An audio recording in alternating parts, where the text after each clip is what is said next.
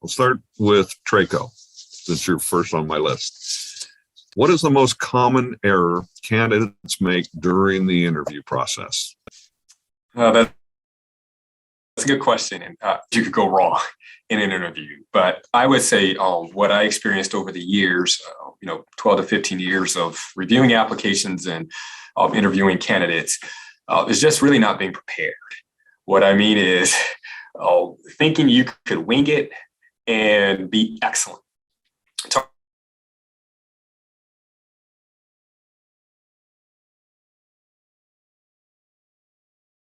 About intentionality, we'll tell folks, 2/3 of your success is really before you ever step into the room, is preparing for the interview, making sure you understand what you're getting into in terms of the position, in terms of the organization, the alignment with who you are as a candidate and what you have to bring to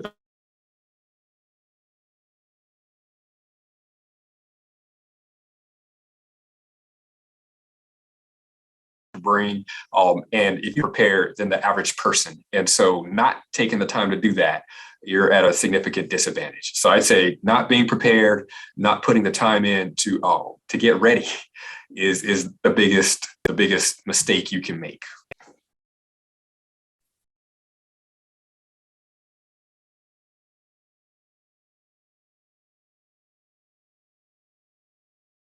I'd like to add on to that what Traco said. Part of the preparedness is knowing the job that you're applying for.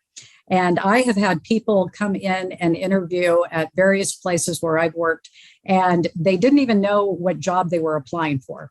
And so part of the preparation is you get the job description.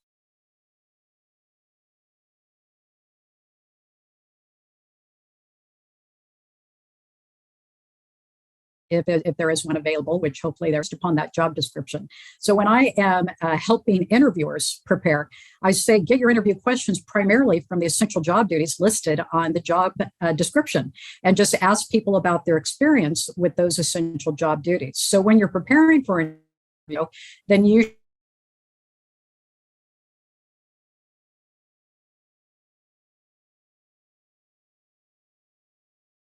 prepare yourself for the questions that are going to be doing. And it's amazing how many applicants don't show up and they don't even know what the job is that they're interviewing for. I would like to say also, adding to what Robin and Traco have to say, I completely agree with them. And piggybacking on that is research the company that you're interviewing for.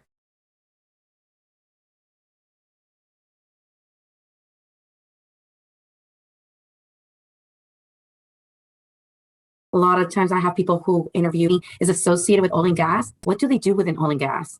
What exactly do they do for the economy here in California? Who are the decision makers with that company? You want to be very well aware of what's going on. So before you walk in, you're prepared to the type of questions that they're going to ask you. Because just because it's an agriculture company, what do they do within agriculture? You're applying for Grimway? Well, exactly what makes them successful? What makes them different from Boathouse? And if you don't know those questions, those answers to those questions, you're already setting up yourself for failure. So do your research on those companies.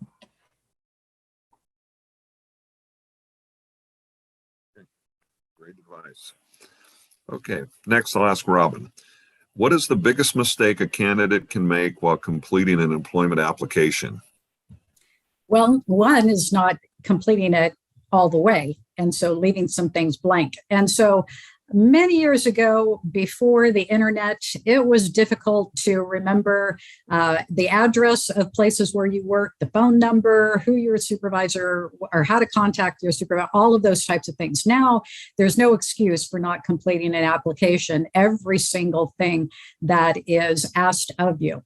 And so that's one of the things when screening applications, you get lots and lots of applications for one position, and you can't interview everybody. So the first step is weeding out the applications that are not complete. And so that's an easy one. So if you don't complete them, answer every single question on there, then you might get tossed to the side. And then the other thing that I really look for especially is spelling your spelling is correct, your punctuation is correct, your grammar is correct. And because so much is done online, there's really no reason there's no good excuses for having misspellings and poor punctuation and all of that kind of thing. So one of the things that I preach, and again, my background is in communication studies, and so I pay particular attention to how people speak and how they write. And I also taught speaking and writing classes. And so those are things that I really look at on the application. If you can't complete it, if you can't spell things correctly, then your application is going to get tossed. I would also like to add to that question, especially on the electronic applications. So many times we're requesting, all the details, and people will just attach the resume and think that's good enough. I attach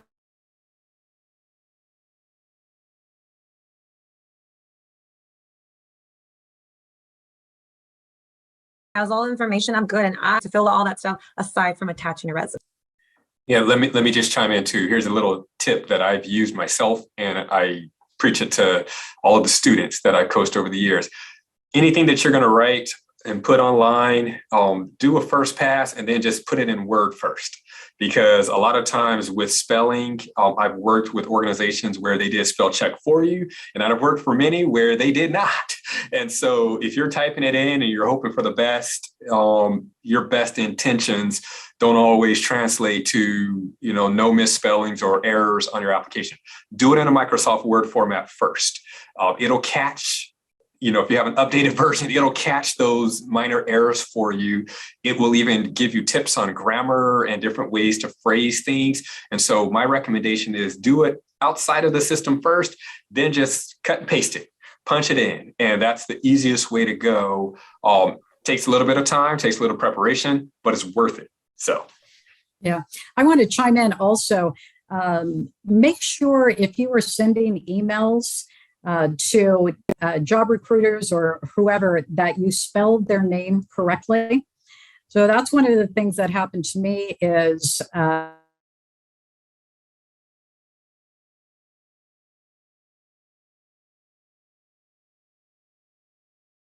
somebody reached out to me and said name. Now, my name is spelled Robin, and why people want to add another B in there, I do not know. It's more work to add an additional B. But first thing out of the chute was that he misspelled my name. And again, it's too easy to Google people and find out what their names are. And so spelling is, for old school people like me, it's critical. And if you misspell my name, then that's one demerit right there. And don't be afraid to use apps to help you. I was raised as an ESL student, so I use a lot of different apps. And Grammarly is one of my favorite. So don't be afraid to write an essay or a paragraph and just write it out. And then those apps in Microsoft Word will automatically help you create punctuations and change some words that make it sound better. Don't be afraid of it. Go for it. Express yourself. Make a good application, and don't let the fact that you might not be a good writer stop you from having an amazing summary in that application. Yeah, fantastic responses. Lots of good advice. Okay, Lizette, this one's for you. What is your number one tip for a candidate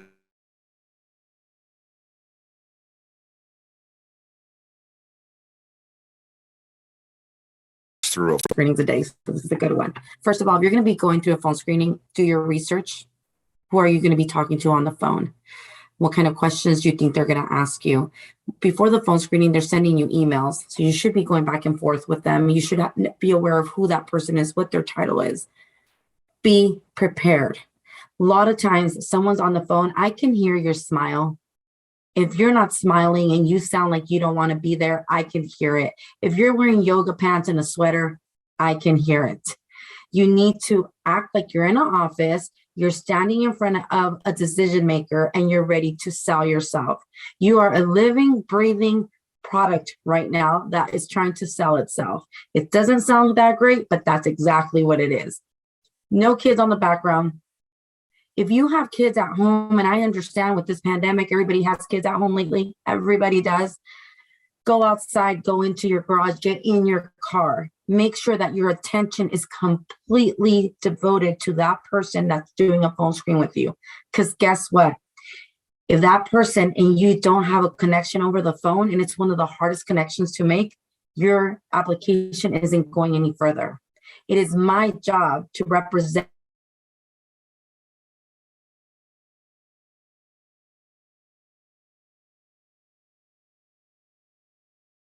my clients. Didn't answer in full sentences, I will not represent you with my client because you are a walking billboard for my company. And a lot of recruiters, a lot of you guys will use recruiters and will use staffing agencies. You'll use people like Rob and Padgy who are going to put our names on you. If we're going to do that, you have to represent as well. So speak with a smile. All distractions need to be away from you, and dress for the part, even though you're on the phone. I want to chime in also is that you will probably receive phone calls from people, and make sure that you have voicemail set up. Younger people tend not to believe in voicemail, and it's important that you do set one up on your phone, and that your message when people call is very professional. And so that's one of the things to consider, is that those things are taken into consideration when determining whether to interview people or not as well. So one tip I would like to add as well, I think when you're on a phone interview, if it's not a Zoom where they can see you, you actually have an advantage. And it's this: you can have all of everything you want right there and refer to it. So I often tell folks, if you know you're doing a phone interview, have your resume, have your cover letter, have all of your data, anything that you need as a potential support. I don't say a crutch, but anything that you think, I want to say this perfectly, or I want to refer to these numbers.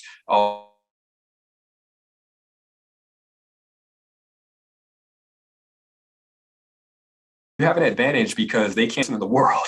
And so take advantage of that opportunity, because you won't get it in an in-person interview. And so prepare, and use whatever resources you can during that phone interview. Piggybacking on that, and we do that a lot. So when we're phone interviewing direct hires, so these are people that are executive, they're higher level, we have a whiteboard and we put their resumes, their cover letters, all the companies they would like to apply for, what positions they would, all on the whiteboard. And so when we're speaking to them on the phone and we're doing a phone interview, you're prepared for that phone interview and everything is right in front of you. So do it. Put your resume, put everything right in front of you on the wall, and just speak to the wall like the wall is right in front of you. And all that information is there, and it's easy to go, and it makes you feel really powerful, because as they're asking you questions like, oh, I got that one. Oh, that's right there. And it just makes you feel with more confidence, and you can hear it over the phone. Okay, great. Thank you. Okay, Nancy. What are some of the do's and don'ts with dress attire for an interview? Yeah, so this is one that we always talk to candidates, we always talk to students about, but somehow some people just still don't get it right. So we want to make sure, and especially right now with so many interviews on the virtual space, I first want to start off with an interview via Zoom, Teams, online is still an interview. That means you still have to dress professionally for that. I'm interviewing candidates every day, and so many candidates are just showing up with the t-shirt, with the polo shirt, and polo shirts do look professional, but no, if it's an interview, put that blazer, that jacket on, put that tie. For females, also put something that's professional, no colors that are too distracting. Make sure you respect the fact that it's still an interview. In person, even recently I was at a career fair, and even though that's not necessarily a sit-down interview, you're still kind of interviewing with the individuals that are there.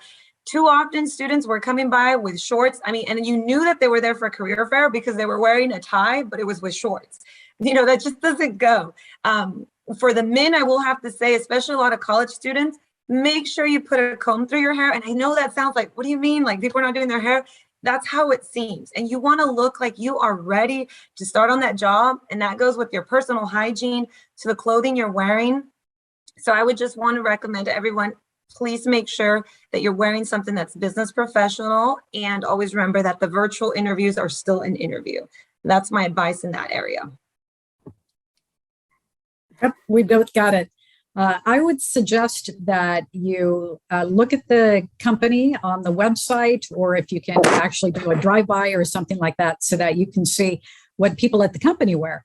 And so one of the things when you interview, you want to show that you're a good fit for the company, and how you dress is part of that. And so you don't want to show up in a suit and tie for a company that wears jeans and polo shirts, and vice versa. So that's one of the things to consider too. And one of the things that I've noticed is that there's a real disconnect. Nancy just said business professional. There's a real disconnect between the generations on what is a business professional. And so just imagine that you've got a middle-aged lady who is uptight and ultra conservative, and you're interviewing with her. People can make decisions about you, whether they're going to hire you or not, based upon how you're dressed and how you look. And that might sound discriminatory, but it's not. And so that's one of the things to really consider, is that you don't want your appearance and how you're dressing to get you kicked out of the process. Completely agree with you, Robin and Nancy. Unfortunately, it sounds discriminatory, but people are judging you from the moment you walk into the room. Ladies, from the way you're wearing that dress, to whether you have nylons on, to how you're crossing your legs when you're in that interview. I always tell people, for ladies, sit in front of a full-size mirror before you go into an interview, and look at yourself. How do you look dressed in that dress? Also, very, very important for you to know is we are fully aware that you are stepping it up 2 or 3 notches for that interview. So whatever way you're dressed at that interview, it's likely 2 months into your job, you're going to tone it down. So if you exaggerate a little bit on how professional you look, most of us already know that that's not exactly what's going to happen 3 months from now. You're going to tone it down. So be aware. And please, sounds horrible, but it's not. Stalk the workplace that you're going to be working at the day or 2 days before you're going to go interview for them. Look at the people that are coming out and are getting into the cars in the front of the parking lot. Those are the decision makers. How are they dressed? Dress for the position you wish to have, not the position you're applying for. And if you want to be a decision maker, you need to resemble what they look like. So look at what they look like when they're getting into their cars, and that'll give you an idea exactly what you need to wear. We've got a question from Diana Pineda. Diana, you want to come off mute and ask that question? Yes, thank you. So I see that you guys are like emphasizing the way that you present yourself in an interview, and the way you're dressed and all. And so my question was, how do you all feel about tattoos in like visible places and stuff? Like, even if a candidate is perfect for the job on paper, is that also something that will turn a candidate away? Depending on the company you're applying for and what their rules and regulations are. And Ms. Robin, as an HR professional, I've learned from you these things. It's a very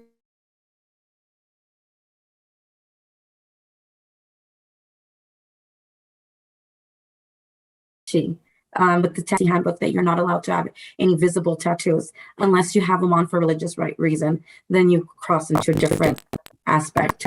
But if anybody wants to answer this question. Well, Lizette is absolutely correct as far as the legalities of it. Your question was, how do we feel about it? And my opinion has changed a bit. Again, I'm of the generation that we didn't have tattoos, and we don't really understand why people adorn themselves with tattoos, especially on their neck or their face or something like that. But I don't care about tattoos as much as I used to, especially if they can be covered when they need to be covered for certain situations. And the other thing is that I'm more concerned with how the candidate is answering questions and that type of thing. So my opinion has changed about tattoos to a certain degree, and probably other people's have changed also. But when they first started coming out, people my age were that was just a no. That was a hard no. And now I think, especially now, people need job applicants and they need employees. And so they're willing to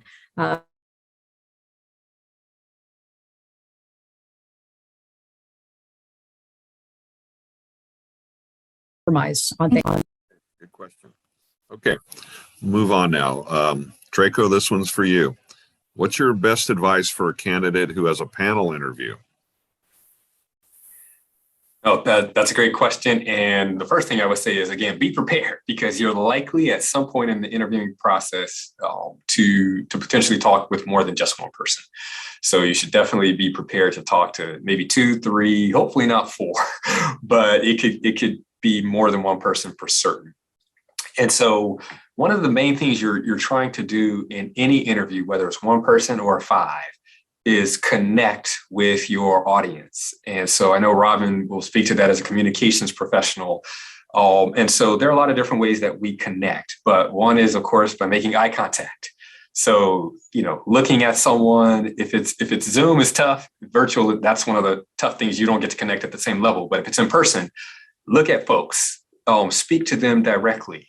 People in the audience will be drawn into that conversation. And make sure you look at everyone.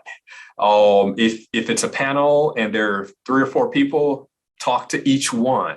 An easy kind of rule of thumb is whoever asks the question, if I'm in a panel interview, I start by engaging with them directly, connecting with them in my response.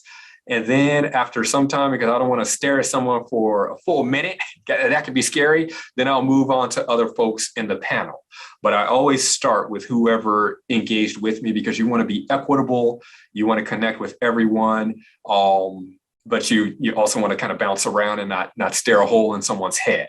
But just engage and connect with every person who's on that panel. And I think that's a good rule of thumb starting off. And I'm sure the other panelists will have some good advice as well.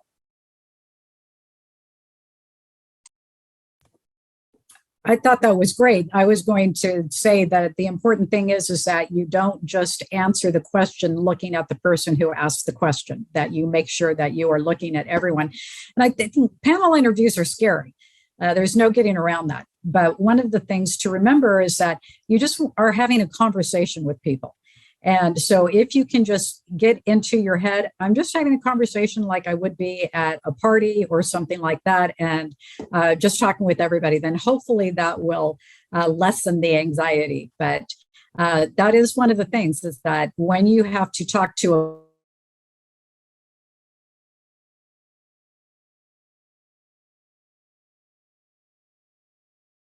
especially if they're all sitting on one. So just remind yourself, you're just having a conversation with them. And in a panel interview, I would just really encourage the applicant to right away jot down everybody's name, because sometimes it can get intimidating when you have so many people talking to you and then you just forget their name. And it does not come off rude when you say, hey, let me just take a minute to just write down everybody's name. That's just one of my tips, because it's a little helpful when you can say somebody's name and then answer the question.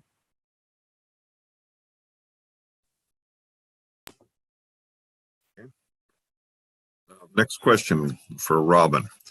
What response are you looking for to the question, tell me about yourself? Oh, that's funny, because we talked about this beforehand. But I see Jennifer has a hand up. And so, Jennifer, do you want to go ahead and ask your question? Yes. So when I was doing an application, I did have a panel interview, and I was told, and I just wanted to ask you guys, that it's best, like, say if I'm getting interviewed by you guys and you tell me all your names, is it good to greet everyone or just to greet everyone as a unison? Because when I did it, I greeted everyone and they said that was more professional, saying like, oh, nice to meet you, Robin. Nice to meet you, Lizette. Nice to meet you, Draco, and so on and so forth. Yeah, I think that's good. And then that way you're more apt to remember people's names because you are greeting them by name. So that's a good little trick. So way to go, Jennifer. So the question is, what should you answer when somebody asks the question, tell me about yourself, or the statement? And my advice to interviewers is do not ask that question. And the reason for that is that it just opens up the gate to people telling you all sorts of things about themselves that they shouldn't tell you.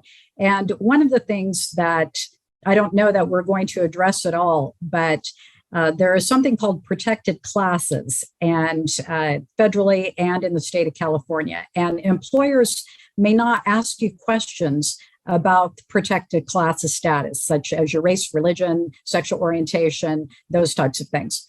And so they can't ask you those questions, but if they ask the question, tell me about yourself, then people might reveal information that gets into protected class status. And then if that person is not hired, they might think it's because of information that they've revealed. So I tell interviewers, stay away. However, not everybody takes my interviewing workshops, so they don't know. So if you get asked the question or the statement, tell me about yourself, my advice to you is you stick with work-related stuff, that you don't go into personal information. And there are some of us who are very disclosive, and personal information flows freely. And if you're one of those people, it's important that you try to curb that when you can. So stick with work-related stuff, why you're interested in the job, why you think you'd be a good fit for the job, those types of things, so that you don't get into any of those areas that can become uncomfortable. Yes. I can tell you it's the number one question asked by my clients to the candidates that I'm sending over to them, even though they've been told over and over again not to ask that question. So I recommend to cater that question before you get to an interview. Be ready for that question and answer it. For example, I've worked in the staffing industry for 10 years. I have placed over 300 people. Within those 300 people, I've created a network of over 5,000 people. That's what I'm going to focus when they say, tell me about yourself. So I'm basically telling them that I'm really good salesperson, right? So focus on that. Be ready that this is the time for your sales pitch of what you're really good at, this question. So turn it away from, I have 3 kids. I know everybody's kids. I know everybody who's had COVID. I know everybody who's had family issues because of this question. But luckily they go to me first and we teach them how to answer it. But just be ready to have your sales pitch that has nothing to do with anything personal about your life. Let me chime in as well. So even though they shouldn't ask the question, many folks have, I used to as well.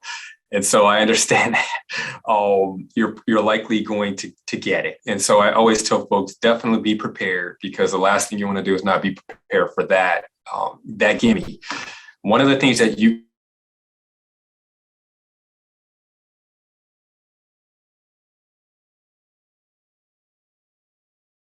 always do, that their mission, their purpose, their vision, their values. One of the things that I have done, and I think it's played pretty well, is you can speak to how your values might align. All right. And so when you give your background and say, I have 10 years experience in human resources, I've done this, I've done that, all motivated by my value to do this, which aligns, interestingly enough, with one of the ones you have on your website. And so I think value alignment is always something you can potentially add if there's alignment there. And more often than not, you might get some points. And usually folks just kind of think through, that's a gimme. I'm just going to give kind of the status quo. But you might actually be able to kind of put yourself at a slight advantage if you speak to value alignment and you do your homework on that piece. Great advice again. Okay. Lizette, what is the question candidates most often have trouble with? I would say number one is tell me about yourself. Actually, I have written that down. That's number one. But when they ask them what pay are they looking for in my industry, when we're trying to pre-qualify them for positions and they're asked what pay are they looking for, they're very easy to undersell themselves or oversell themselves. And you really need to analyze what pay are you going to be comfortable with and what is important to you. So is it growth? Is it pay? Is it benefits? Is it location? So when I ask that question, you say, you know what, I'm really comfortable at $22 an hour, but if your company offers amazing benefits, then that is something that will be considered. Or you are 5 minutes away from me, so you have that in your head. So what pay are you looking for is one of the big ones where I can't get people to really be sincere with themselves and really look into what they feel they would like to make, and they don't do the research. When I ask you what pay you're looking for, people, usually we already have it in the job description, so it's already there, right? So you should answer also in between that pay. And if you didn't do that, you didn't do your research on the position either. And then that's when we think, like, do you really want the job because you didn't read the job description and the pay range that's on the website? So I want to chime in that one of the questions that I encourage interviewers to ask is, why do you want to work here? And I've seen people just freeze because they can't answer why they want to work there. The other thing I ask is, what do you know about the company? And again, people freeze. And then the final one is, why should I hire you? And people can't articulate it. So those are the three questions that I think people really need to be prepared for is, why do you want to work here? What do you know about the company? Why should I hire you?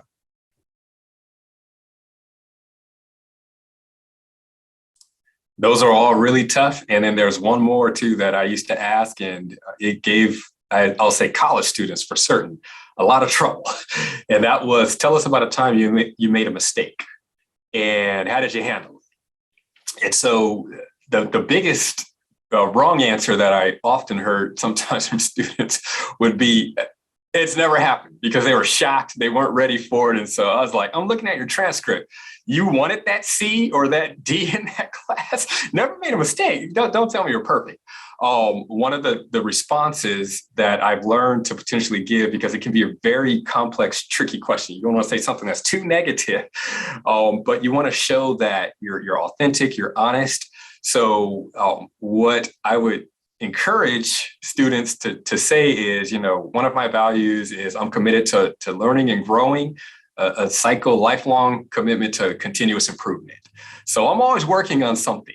I'm always, I'm aware of what some of my weaknesses are, always working to improve those things. So something specifically that I'm working on right now is, more effective networking or something like that. And so you don't have to give them your biggest, baddest mistake ever, but you really want to affirm the value of continuous improvement, that all humans, we all make mistakes. Hopefully we're learning from those mistakes and we're consistently improving with how we approach things. So that's a really tough question that I've heard before and asked.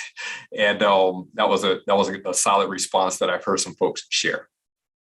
I'll also jump into this question and just say, from my experience, the question that a lot of candidates have trouble with is when I ask, do you have any questions for me? And they have no questions. You have to, if you're going into an interview and you really want that position, you're coming in with questions. There's things you want to know. There's things you want to know about the person interviewing you, about the culture, about, just so many things. So that's the one question that when a candidate responds, I have no question, then I know you must really not be interested in this position. Well, I want to piggyback on that too, is that you should be interviewing the company just as much as they're interviewing you, because you don't want to take just any job. You want to make sure you're a good fit. And if the company culture isn't what you thought it was going to be when you get there, or what your job is, and you didn't know that that's what it was, those are one of the reasons that people leave their jobs within the first 90 days, is that they didn't know what they were getting themselves into. And so I tell interviewers, make sure that you give a realistic job preview. You let people know if you're going to get dirty on the job, show them how dirty they're going to get, and walk them around the workplace and everything to make sure that they're fully aware of what the working environment is. But not everybody does that. And so when you're interviewing, make sure you're asking questions like, describe a typical day for me, or how often would I be involved in different types of projects? I mean, just whatever it is, just to make sure you fully understand what you're getting yourself into. Because trust me, I think everyone in this panel knows what it's like to go to work for a place, and then you get there and you go, oh, this is not what I thought it was going to be. And then, you're unhappy, and you don't want to be unhappy. I wish I would have gotten some of this advice, when I was first starting out my career. Would have helped me not stumble so often on some of my interviews that I went through.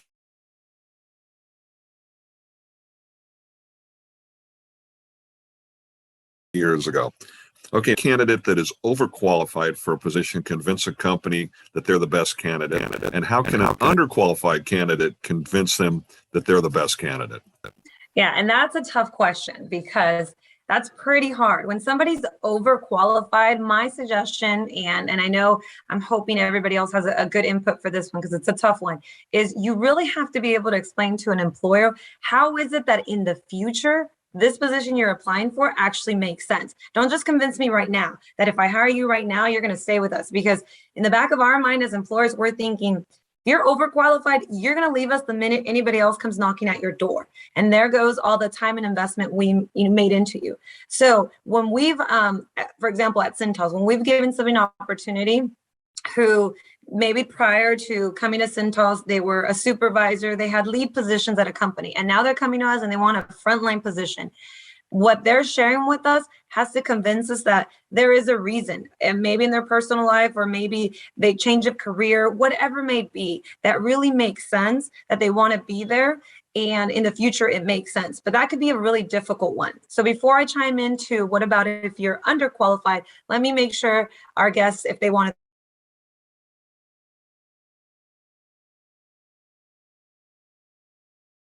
See, that's exactly it. I'm just thinking about myself and thinking that if I were to apply for a position where somebody's going, oh, there's no way that you'd be happy in this position, to tell it, yeah, I'm at the point where I'm winding down a little bit. I don't want to hustle as much. And I just want to, a smooth selling and no stress and all of that kind of stuff. So I think you're exactly right. Why does this job make sense for me when I have these qualifications? Something else that I would just add and chime into, I think organizations are always looking for people who are committed to the cause, more than even just the money. Whether it's too little, too much, whatever, they're always looking for people who are committed to the cause. So if you know my qualifications are way above the pay grade, if you focus on, here's why, there's value alignment, I'm committed to the cause, I think that may sometimes convince someone, okay, they love this work. Our ships are going in the same direction. And so I could see this being a happy marriage, even though we might not be able to pay them what they're actually worth right now. And so I think focusing on that could be a win. Yeah. So I'll jump into what if I'm underqualified and I really want that position. So for me, as an employer in the past, my experience has been, if you're able to show me, what are you doing right now outside of just applying for this position, that shows that you're trying to get qualified. You are trying to make sure you bring the skills and experience that you need. That's what's going to sell me on that. So if you just come and say, I don't have it, I'm hoping this job will give me the experience, that's not always going to work out. So what else are you doing? What trainings? Are you pursuing further education? Are you doing some internship opportunities that get you some experience there? That's what I would say if you're underqualified. What are you doing right now to make sure you are qualified? That would be my response for that. Great answer. Okay, Traco. I know I've asked you this one before at previous seminars. What is your rule of thumb when it comes to the length of a resume? So I've actually oscillated a little bit over the years. So, the going wisdom used to be 1 page. And because I worked a lot with college students early in my HR career, I would always say, keep it to 1 page, distill everything you've done in your life to a single page if possible. Folks don't have time to go through pages and pages. However, I've changed a bit because as you have more experience, you should have more results. You should have more wins to share. So if you've been working 25 years in human resources or in any industry, I'm comfortable with, a 2-page resume, or, my wife works in education. She's got a whole curriculum vitae that's like 8 pages or something. So, but she's got a PhD and a dissertation and all of these things. And so I think it really depends sometimes on where you are, what season of life you're in, what season of career you're in. It makes sense. What I do tell people is this: if you do have a long resume because you think, I just have to put everything in there, well, sure as heck have a 1-page cover letter that distills everything that you want to share into a couple of paragraphs. This is the punchline. This is the headline. And so if you do that and you make that first, then you have a good chance of really capturing someone's attention in the first 20 to 30 seconds, even if everything you're sharing in your 8-page resume, they can't get through that without a lot of significant time and investigation. So I recommend, if you do have a bigger resume, have your 1-page kind of marketing document. And I think that's the best of both worlds. Yeah, that cover letter is really going to help you. And also, if you guys are working with a staffing agency, they tend to know how big the client wants the resume. We know what clients want a 1-page and what clients want a 3-page. I will say that if you're in IT or accounting, it's likely they're going to want a 3-page. But if you're not in those fields and you don't have more than 3 years experience, it's going to be 1-page, but it depends a lot on what industry you're going to and who you're interviewing with, because everybody likes something different. Some people want to read the whole resume, the whole 3 pages. Other people just want bullet points of that resume, and that's what they look at. So if you do have anyone within the staffing industry that you can ask those questions to, hey, do you work with so-and-so company? Do you know what type of resumes they like? If they're there to give back to the community, they'll usually give you that information if they have worked with them. So that's a helpful tip. Use the resources that you have and ask them what kind of resumes those companies like.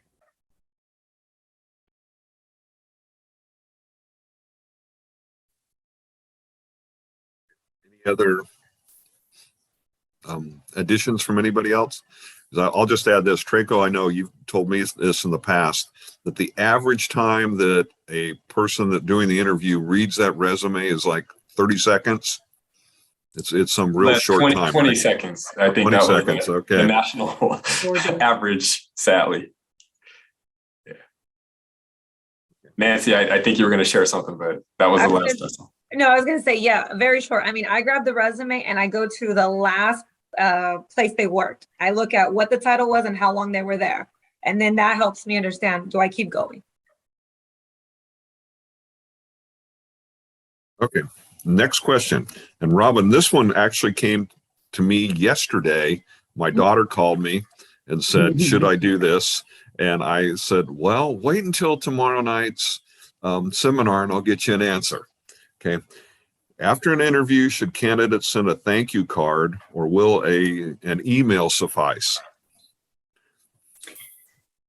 Well, we're going back to the handwritten thank you cards and the fact that people do not receive them very often. So if you want to stand out, then sending a thank you card would be a way to stand out. So I think that's good. However, having said that, many years ago, I used to work for the city of Bakersfield, and we would have applicants take down our names and they want to send thank you cards to all of the people on the panel. And all of the people on the panel didn't even work at the city. They worked in various places. And so it really was not a good use of time. It didn't make sense for that particular thing. So I think it would depend upon things like that. Is that how many people are you interviewing with? And do you need to send a thank you note to every single one of them and all of that kind of stuff? So I think there are pros and cons to both.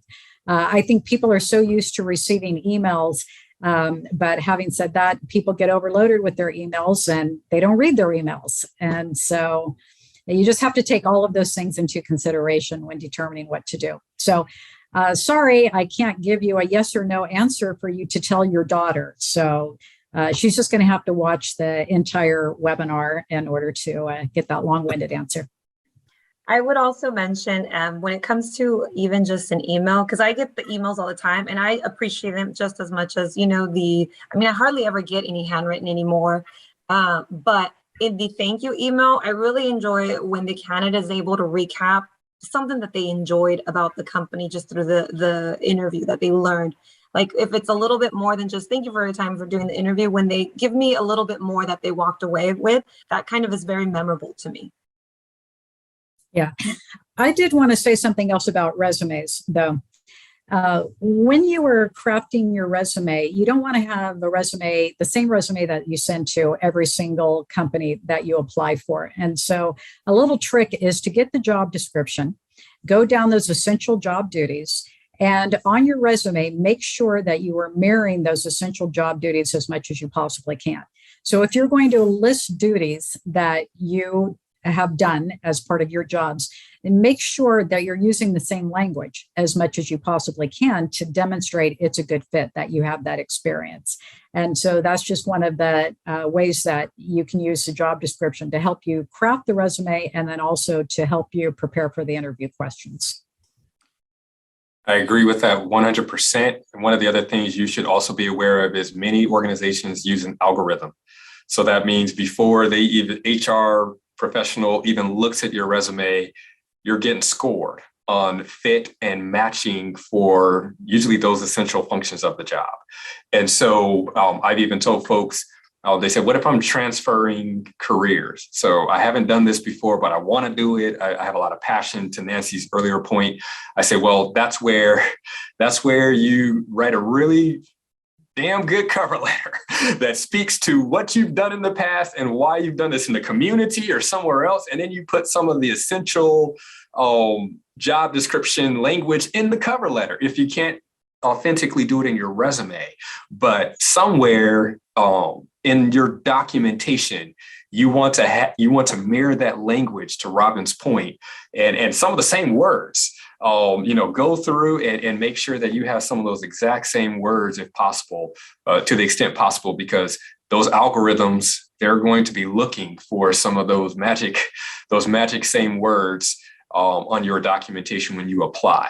You never know which ones are going to do it. And so I just recommend be ready for all of them in case they have a filtering algorithm with how they look at resumes. Yes, most companies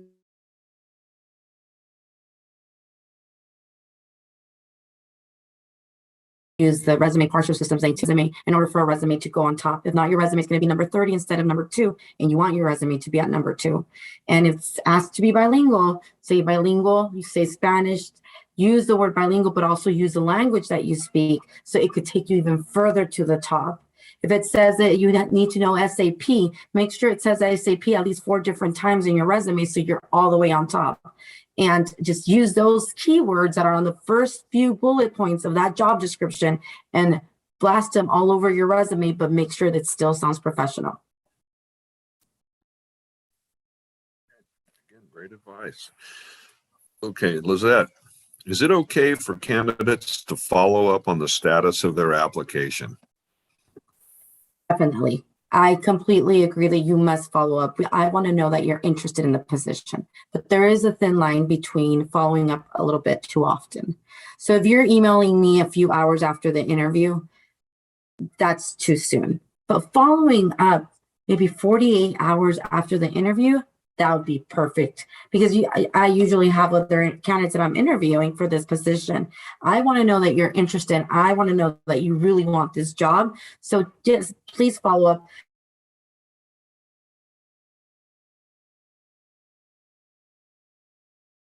Expect a call right away. And if you come across too pushy at the beginning, we might not want to hire you because we don't want you to be a pushy employee either. But that follow-up comes with the thank you note if we go to the thank you note. And when we go back to that question, I always tell my candidates, if you're interviewing in a person's office, look around. Do they have little cards from their kids laying around? Do they have thank you, congratulations cards from their coworkers laying around? If they do, after your interview, go into your car, write that thank you note and give it to the reception and say, can you please give this to so-and-so at the end of the day? Because that means that a thank you card is going to be very important to them. But following up, please give us at least 24 hours. I'm thinking 2 days, 48 hours after is the best time for you to follow up, because we're already starting to make a decision at that point. But it also depends on the client and how fast they do their hiring process. But just don't make a lot of phone calls. I always say, think of it like a first date. You want to come across as interested, but not desperate. Yes, I always say that too. And you don't want to be desperate, but you do want to be a little bit interested, like, well, we should go on a second date, right? But not text them as soon as you leave them after dinner. because then that's a little too much. You want to wait till you're a day in and make sure that's settled. And yes, I am interested in this position. I am interested in moving forward. Okay. Now I have my last question. Nancy, how do you recommend a candidate should answer the question, what is your biggest weakness? Yes, that's a question that definitely makes a lot of candidates nervous because it's hard to respond. What is your greatest weakness? My biggest advice, if employers are still asking this question, is think of an area you're actually working on right now. Do not respond with an area that you have not even put any thought or any work into. Because if you do answer it by explaining, this is an area that is a weakness, but here is how I'm working on it. And here's the feedback I've received so far, or something to that effect. I think that will leave you in a good standing. So just never mention something that you know is a flaw, and you're not doing anything. That's my tip.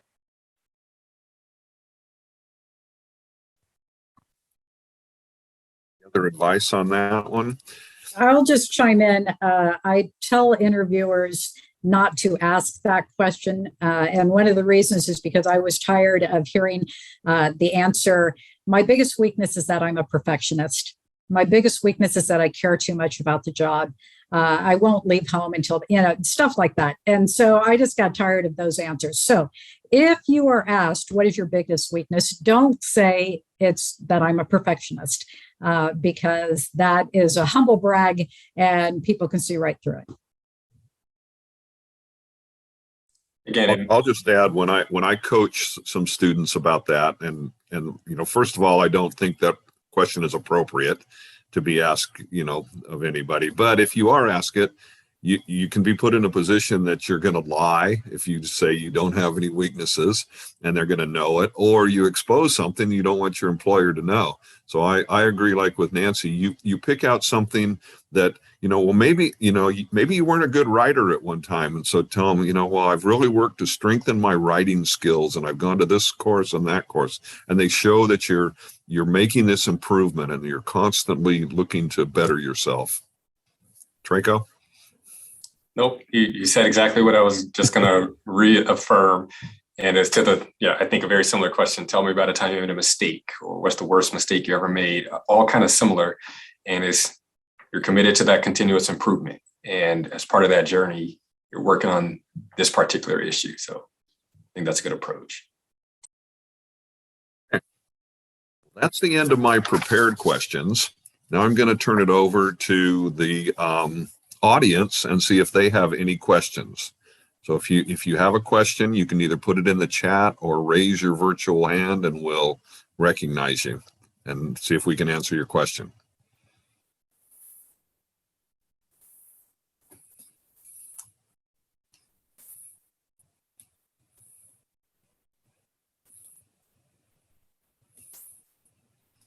Fred, I'll just chime in here and say, students, don't be shy. We have 4 great panelists here with us today, and please feel free to ask your questions. Looks like Julie has a question.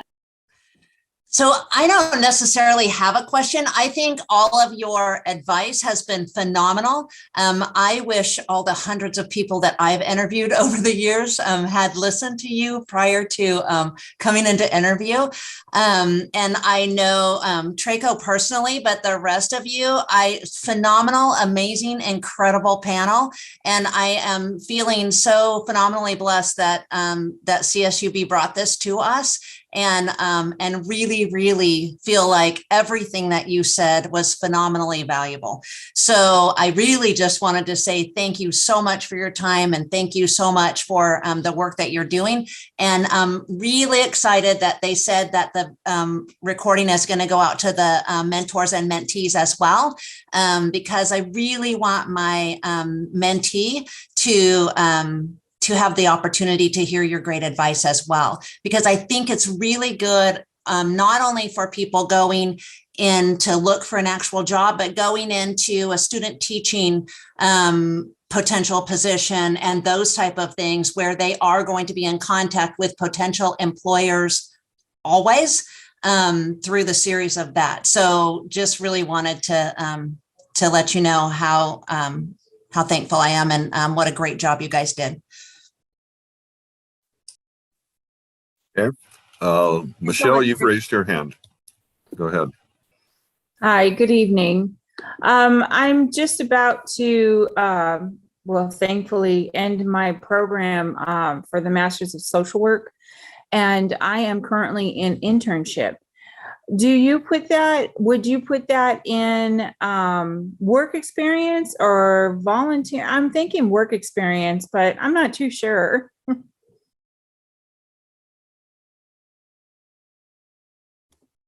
Yes to work experience, Michelle.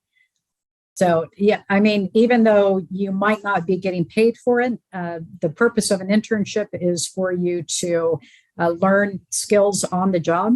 And so I definitely would say that it was an internship. Most people understand.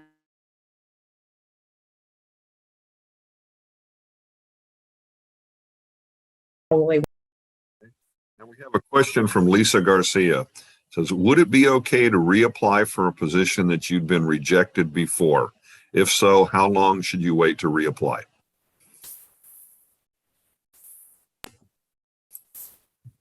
I say yes, it's fine to reapply. You want to make sure that you have something additional to give before you reapply. And so you've obtained a degree that you didn't have before, or you've gotten some certifications or something like that. Because I think that if you don't have something else to offer, chances are you'll just get rejected again. Chances are the reason that you were rejected is because you didn't meet the qualifications. And so you want to up your game before you apply again. If you're reapplying, I would also ask the questions if it's been less than 3 months, why the position didn't work out before you reapply, and ask some questions and figure that out also before you reapply. Is it the same hiring manager? If it's the same hiring manager, nothing has changed within your resume, it's very likely that you won't get called back again. And it does get tiring to be rejected. So be very careful with that also. You don't want to be rejected if your resume hasn't changed at all. It's likely they're not going to pick you. And you need to protect yourself that way, because it doesn't feel good to be rejected over and over again. I would say this too. It depends on what happened the first time. So I have seen situations where an organization maybe had a position and they hire just one person, but then they have some attrition, and literally a month later, 2 months later, they've got another opening. Well, if you got to interview the first time, maybe you didn't get any feedback, but you think you interviewed well, by all means, go for it again. When I used to hire at State Farm, they had a lot of the same types of positions. And so honestly, most of the people who were eventually hired, they ended up doing more than one interview because, you know, sometimes just not everyone can be the most competitive candidate. But if you're persistent, that was actually a win. And so they would see that as they came back 2 months later or 6 months later, and now we have this same position that's open again. And so I think it depends on what happened the first time. So I think we've answered this, but I'll go ahead and ask it again. Elizabeth Vasquez has asked, is it appropriate to add volunteer experience, and where should you list that experience?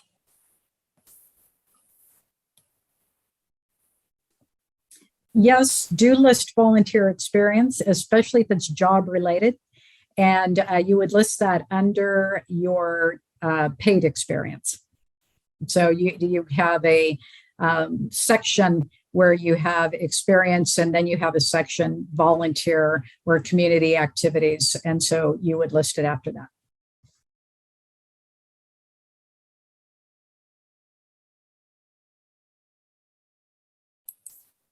Okay. Are there any other questions?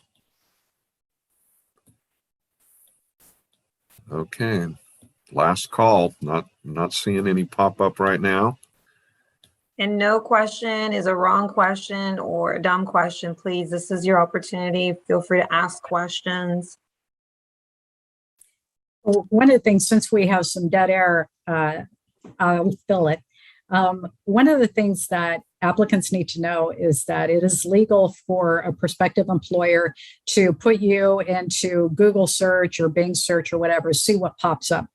And if you've got social media postings or things that are available to the public because you have tons of followers and that type of thing, employers can make employment decisions about you and even to not interview you based upon what is available to the public. And so you've got to really be careful because people post some incredibly stupid stuff. And an employer can take a look at that and they can use that information against you. So you want to make sure that you clean anything up if you need to clean something up. And then the other thing is, I've talked about voicemail, but another thing is your email address. So you want to make sure that you have a professional sounding email address and things like that, because again, people are making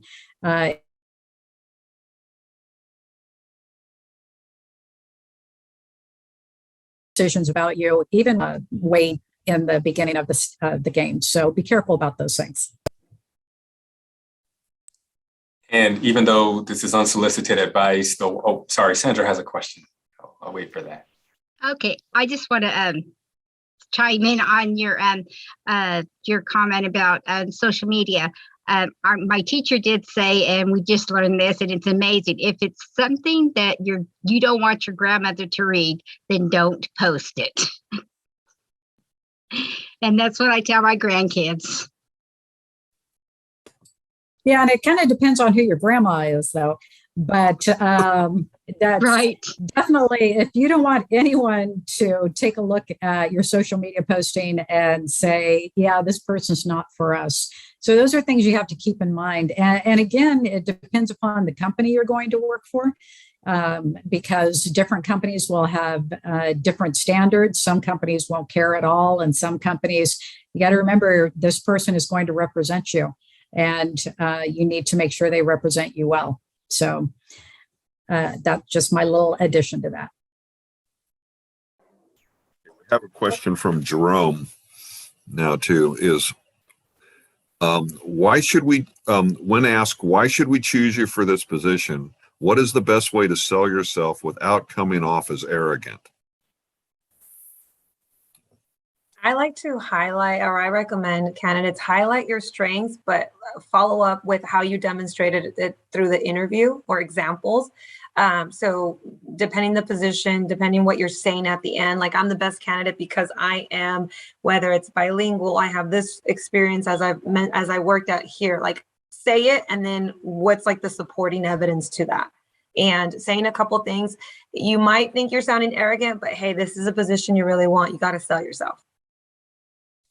Something that I've coached folks to do as well for that particular question, especially if you have an amazing resume, you have so much good content and you don't want to come across as arrogant. You could always say, I'm sure you all are talking to a lot of competitive candidates. That shows that you have an abundance mentality. So I think what makes me unique is this. So just by using that language of, I'm not saying that I'm better, I'm just saying that I'm different, I'm unique. And I think that's some good language you could potentially use by just demonstrating. I think there are a lot of good people out there, not just me, but I think I'm special. And so by using that language, it helps to communicate both of those things at the same time.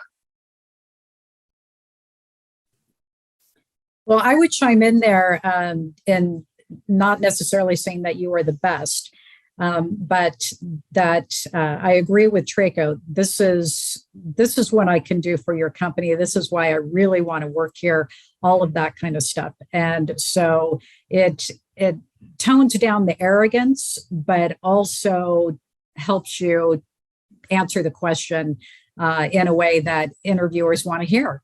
And basically what interviewers want to hear is why you're a really good fit for the company and for the job.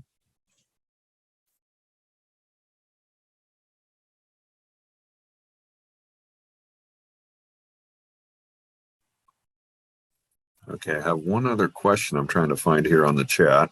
Let's see. Is it the question about how often are technical interviews conducted? Yes. Okay, I just you want to go ahead and answer that, Nancy?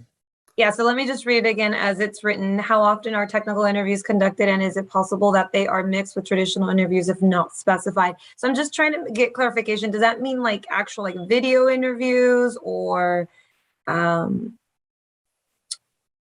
Because if we're referring to like virtual and like traditional interviews in person, I would just say there's some companies that are doing a lot of interviews still like virtual, but if you share that you're comfortable going in, a lot of employers do like that, but we right now have been sensitive to candidates' desire to be socially, distant because of the pandemic. So it never hurts to ask the potential employer, could some of them be in person? If I'm understanding the question correctly.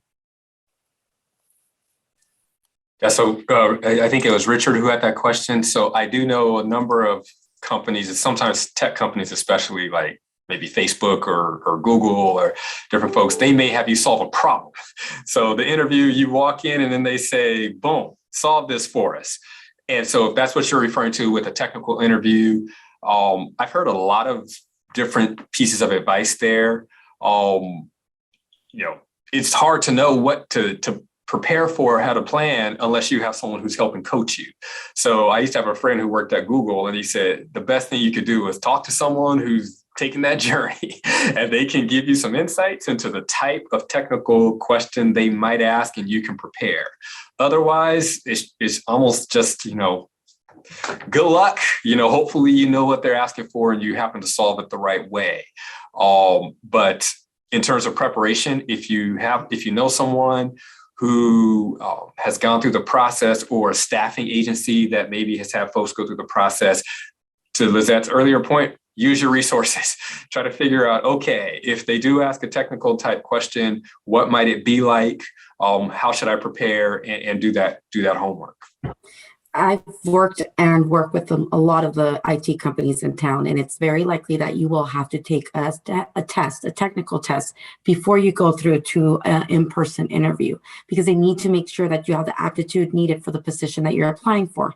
However, if that technical company uses a staffing agency, it is the recruiter's job to ask you questions and sell you into the position that you're going to be the best fit for, so you can make it to the interview.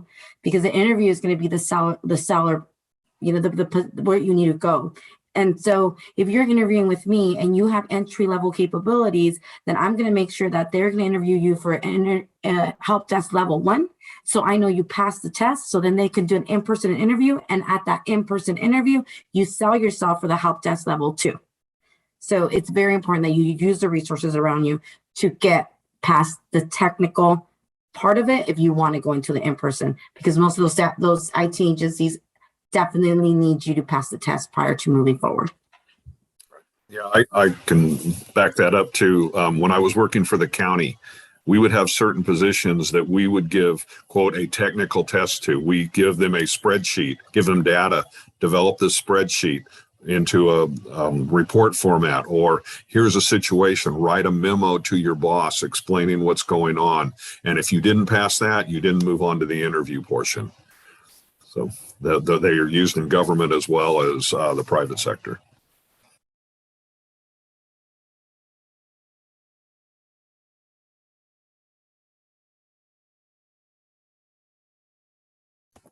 One thing somebody just put in the chat, if you say on your resume you can do certain things, you should be able to do them. And that is absolutely correct. That's one of the things that I learned when I used to hire legal secretaries for a law firm.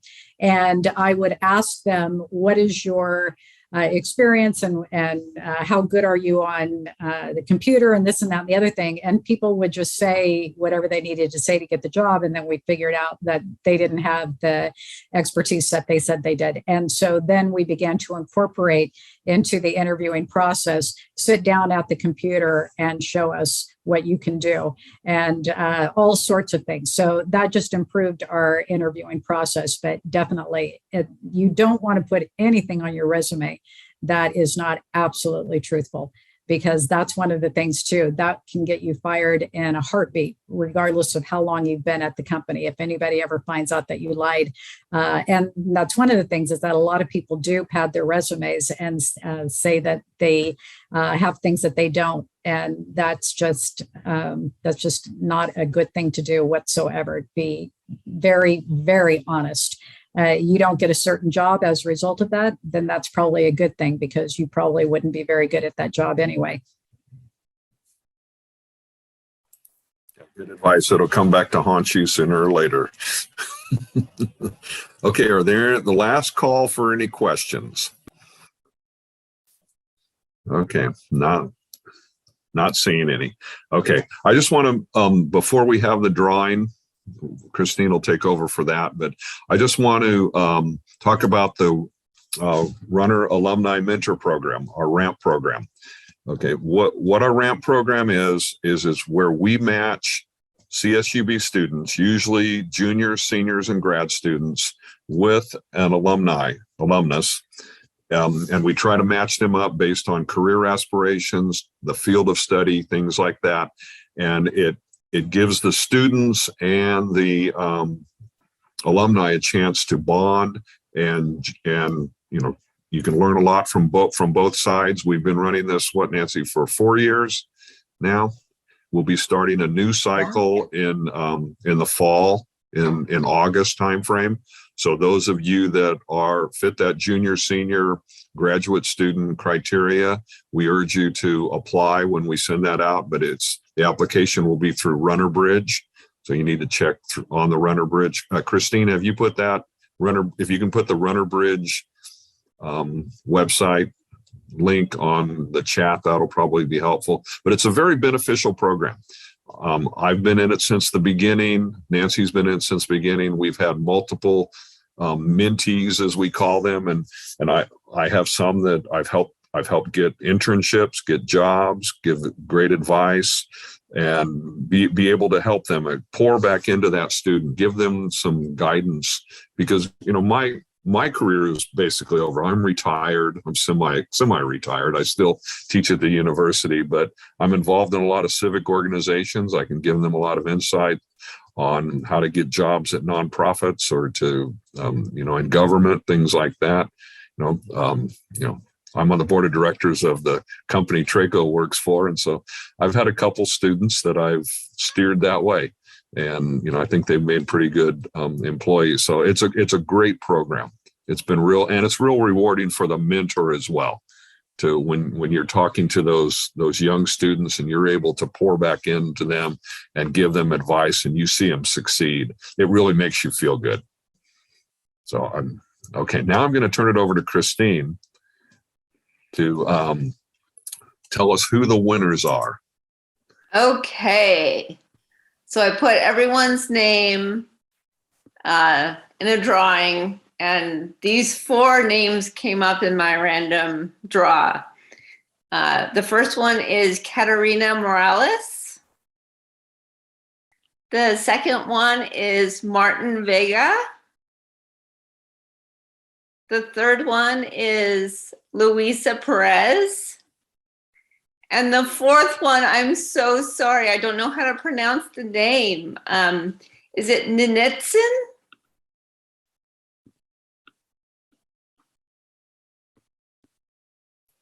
So what I'll be doing is I will be emailing everyone who won, and we will get you your gift card. Congratulations to everyone who won.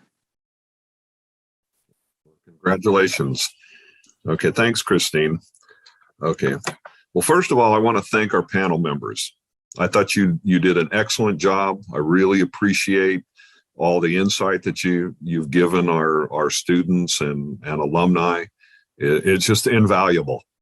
I think it's going to really help some of them be better prepared and be able to, get that job and get started in that career. I hope everyone has gained some insight and knowledge from this event. At the Alumni Association, we try to provide services and engagements that benefit our alumni and students. And these students are our future alumni. So that's why we get involved with them.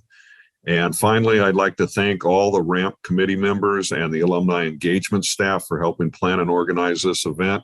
I think it turned out well, other than the Zoom bombing that happened, but we'll edit that out as we post it. And I just want to thank everybody for attending, and I hope you gain a lot of good tips. And thank you, everyone.